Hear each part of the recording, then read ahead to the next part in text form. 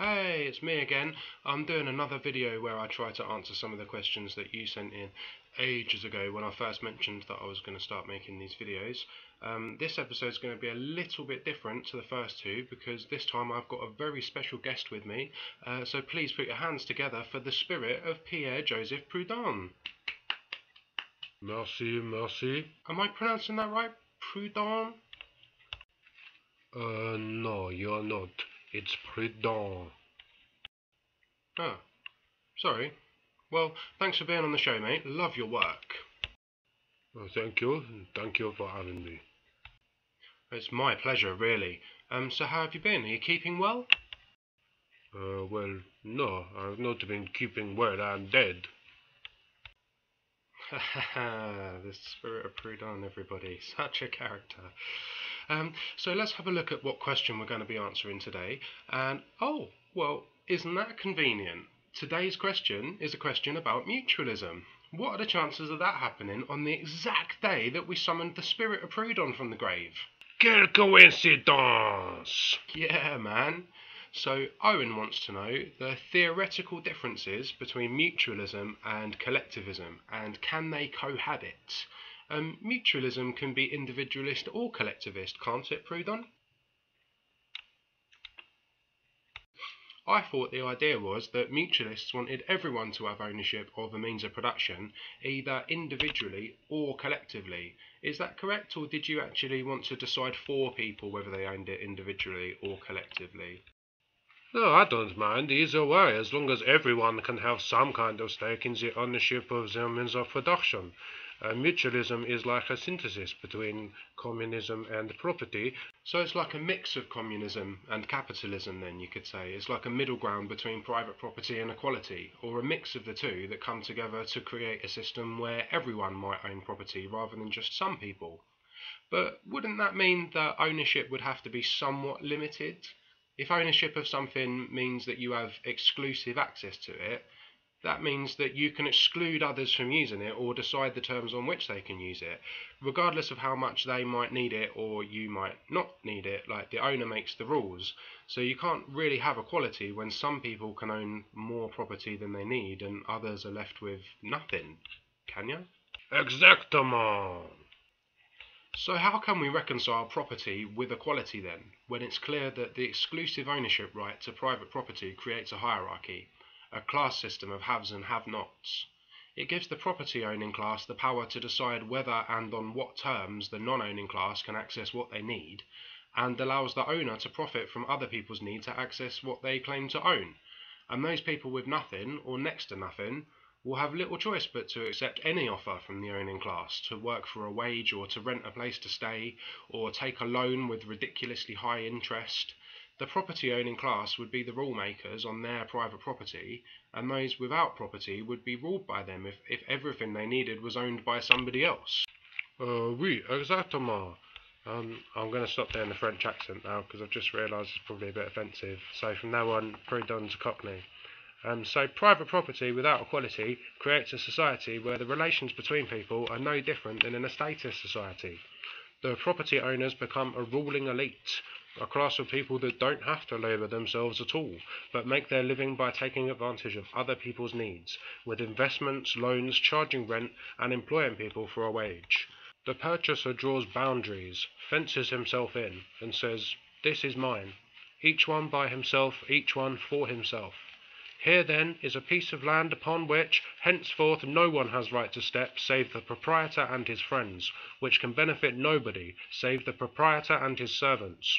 Let these multiply, and soon the people will have nowhere to rest, no place of shelter, no ground to till. They will die of hunger at the proprietor's door, on the edge of that property which was their birthright, and the proprietor, watching them die, will exclaim, "So perish idlers and vagrants!" Powerful stuff. So it is a different kind of property that mutualism advocates then, one where everyone can own property rather than just some people? Well, that's right. In every cooperative, every worker employed in the association must have an undivided share in the property of the company. You see, I make a distinction between different types of property. A distinction that some would say was the first distinction to be made between private property and personal property. We're even finishing each other's sentences now. I'm glad we're friends, Proudhon. We are not friends. Well, it's been wonderful to have you on the show, Proudhon, but I'm afraid it's now time for you to go back from whence you came! What, France? I meant back to the afterlife, obviously, not back to France. That would be racist. So it seems that Proudhon then would have supported individual ownership of the things that we individually make use of, like our underpants, and collective ownership of the things that we make collective use of, like our workplace and the bus to work, and perhaps for some of us our underpants, not judging. So gradually then you'd move toward a society where things are just owned in common by everyone, where everybody kind of just owns everything. I can see why mutualism has been described as being somewhere between individualism and collectivism, and I can see how it could be thought of as like a halfway point between two extremes, but I argue that individualism and collectivism are not opposites at all. They're just like two sides of the same coin, and the coin in this case being mutualism.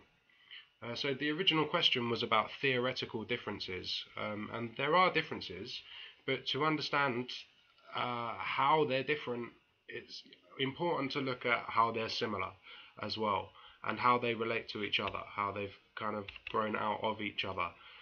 So collectivist anarchism grew out of Proudhonian mutualism, but the individualist anarchist Benjamin Tucker was also a mutualist as well. He was a supporter of Proudhon. In fact, he was the first person to have an English translation published of Proudhon's What is Property, where he says famously that property is theft, referring obviously to what we now know as private property. But Tucker even wanted to limit ownership to actual occupancy or use, but argued for a market economy of individual producers rather than collectives. So you'd have individual ownership, but with everyone having individual ownership of their share of the means of production they make use of, not just some people. So it's not really that different. The leading exponent of the collectivist position at first was, I don't know how to pronounce this guy's name, he was called César de Pape. I don't know how to pronounce that, P-A-E-P-E, I'm going to say Pape. And he was also a self-proclaimed mutualist and a follower of Proudhon. So individualist anarchism and collectivist anarchism are both kinds of mutualism, or at least derivatives of it. Both schools of thought claim Proudhon as part of their own tradition. There can be more than one type of mutualism because the people who follow Proudhon don't always agree on what he meant or on how to implement his ideas as times change and as society develops. Broadly speaking, mutualism seems to be something of a synthesis between socialism and the free market.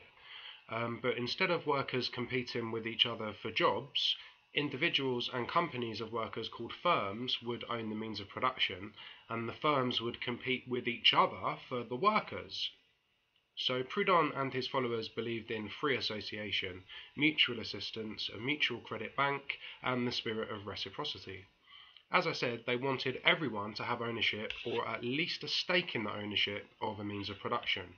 So the idea of a mutual credit bank was that the bank would lend money at low interest to people to help get them started.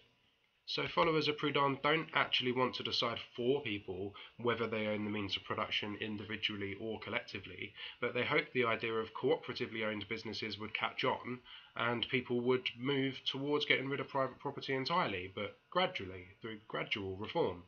Mutualism is based on what's called the labour theory of value, so that means that Proudhon thought that workers selling the things they produce should receive in exchange an item or service that's just as useful, or that took a similar amount of work to produce. And as I mentioned, he didn't think it was right for people to make a living from things that don't require their own work at all, but that require other people's work, like loans, investments, charging rent that you'd have to work to pay, or profiting from somebody else's work.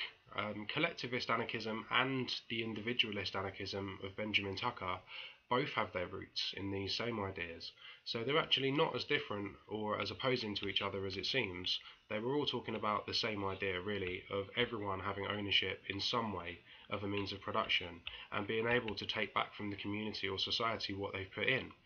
They wanted people to receive proper remuneration for the work that they actually do. So that's really where mutualist, individualist and collectivist anarchism are similar to each other, but are different from the later anarchist communism current, in that it was from each according to their ability to each according to their deeds, rather than according to their needs, as was the case with the later currents. It's not that they didn't want to make sure that everyone's needs were fulfilled, but they thought that people would be able to take care of their own and each other's needs when everyone owned the means of production and each person got the full value of the work that they could do. The collectivists agreed, and so it seems they weren't really opposed to Proudhon's ideas at all. They just wanted to extend them and to take them even further than he did, quicker. They wanted to extend his idea of cooperative ownership to all agricultural land and wanted common ownership of the mines and railways as well. And this was discussed between members of the First International Working Men's Association at the Basel Congress of 1869, where the Proudhonian mutualists who opposed the collectivist current did acknowledge the need for public ownership of the mines, railways, roads and canals. The collectivists wanted to take it even further and apply collective ownership to everything, but with people still being entitled to the product of their own work. And the dispute was resolved when they agreed that the collectivization of the mines, quarries, forests and transport routes should be ceded to workers' companies, which would guarantee the mutual rights of workers and would sell their goods or services at cost. And the land would be turned over to agricultural companies, i.e. agricultural workers, with the same guarantees as those required of the workers' companies. The Pape clarified collective property would belong to society as a whole, but would be conceded to associations of workers. The state would be no more than a federation of various groups of workers. So yeah, mutualism and collectivism can coexist and have both existed since at least 1869. It seems nobody was really arguing against mutualism at all. The only difference in opinion was whether the official line of the First International would be everybody individually and cooperatively owning things for the purpose of moving gradually toward full collectivization, or whether they should just argue for full collectivization straight away. So it was an argument between Proudhonian mutualists about how quickly we should consider everything to be owned by everyone, not whether that should happen. There was no argument about whether it should happen, just about how fast. And the collectivist current prevailed, and Proudhon's ideas continued to be developed by and be influential to members of the First International, and are still influential to anarchists today. So I hope that goes some way to answering your question, at least. I mean, there's probably quite a lot more to it than what I've been able to tell you about, but I didn't know anything about it until you asked the question, and I had to go and look it all up to be able to do this video. I've put some links in the description that I used. They might be a good starting point if you want to read a bit more into it. But yeah, thank you very much for joining me on my lovely flowery sofa. I'll see you next time, hopefully. Subscribe up there, I think, or there.